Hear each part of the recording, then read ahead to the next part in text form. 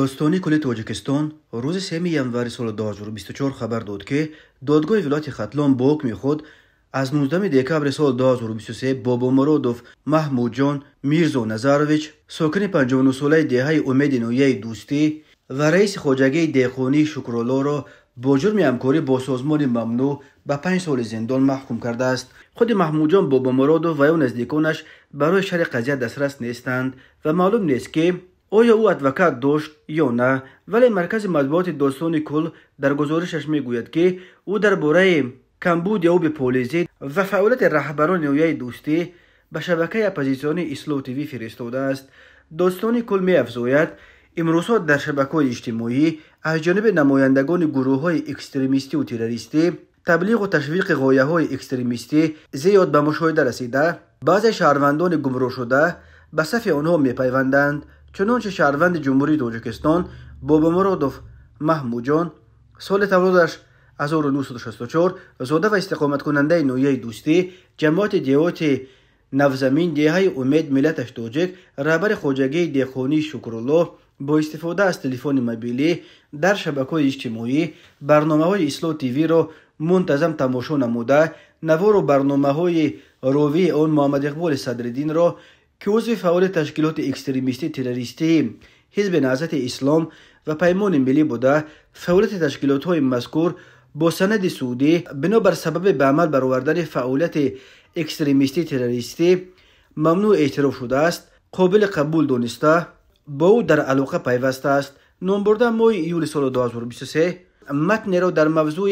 کمبودی‌های آب پولیزی و عاید به فعالیت رهبران مقامات اجرایی حکومت دولتی نویه دوستی و خود اداره کنی شهرک و دیهات آماده نموده آن را بر روی برنامه اسلو تیوی محمد اقبال صدرالدین برای نشر نمودن ارسال نموده است. بنا به فرضیه داستانی بر پایه نامه فرستاده بابا مرادوف روز 2 آگوست سال 2023 در سامانه اسلونت مقاله و نوارها با نامه‌ها از نویه‌ها به اسلونت رقم 42 عاید به فعالیت مسئولان مقامات و مؤسسه و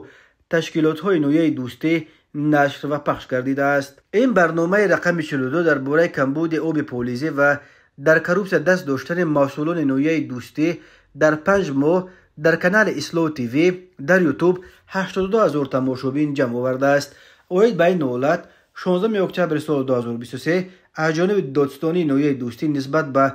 محمود جان بابا مرادوف بر اساس ماده 307 علاوه 3 قسم دوم کودکس جنایتی تاجیکستان با اتهام اشتراک در فعالیت سازمان ممنوع افراطی پرونده جنایتی آغاز گردیده علیه 24 نوامبر سال 2023 بعد انجام تفتیش پیشکی با تصدیق فکر عیبدار کنی به دادگاه سپرده شده است. دادگاه ولایت ختلان با حکم خود روز 19 دکبر سال 2023 بابا مرادوف را بر اساس این بند قانون گناهکار دانسته به 5 سال زندان نظامش پرزور محکوم کرده است. محمد اقبال صدرالدین چند سال پیش در فرانسه پناهنده شده در اینجا سامانه و کانال اسلو تیوی را تشکیل داد که یکی از طرح‌های اپوزیسیونی از همه پرتماشابین به شما رفته. برنامه‌های ویدیویش با تنقید حکومت کنونی تاجیکستان از ده‌ها تا صدها هزار تماشابین را جمع می‌آورند. قبلا اعلان شده بود که در تاجیکستان به ضد مؤسس اسلو تیوی با اتهام قلابی پرونده جنایتی گشودند.